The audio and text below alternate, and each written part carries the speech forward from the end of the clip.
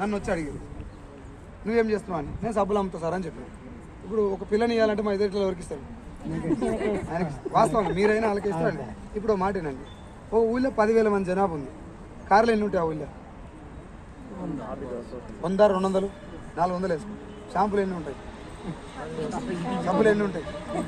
Car చచ్చిపోయినాక ఎన్నిసార్లు ఉంటావు షాంపులు? ఆ లోతు అర్థం చేసుకోవాలి తెలివికల్లోడు అయితే. కారు మొత్తం జీవితకాలంలో ఒకసారి కొంటారు.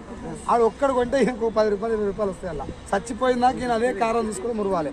నాది ఇప్పుడు లాక్డౌన్ వచ్చింది అనుకో, కారు షోరూమ్ నాది. మనిషి పానంతో ఉండి వాడు తానం చేసి బోధించాలి. దీని డోకా సబ్బులు చూడకూడదు, ఇలా భవిష్యత్తు చూడాలి. పోనీ మనం సబ్బులు పట్టుకొని ఇంట్లో పెట్టుకొని అమ్ముతున్నాం లేదుగా. నోటి మాట. దీంట్లో ఉన్న బలాన్ని గమనించండి. అడక తింటోడు వచ్చి కూడా ఇలా బిజినెస్ చేయొచ్చా లేదా? అడక తింటోడు కారు కొనిపి చెప్పుకుంటాను జాబ్ పెద్దదే.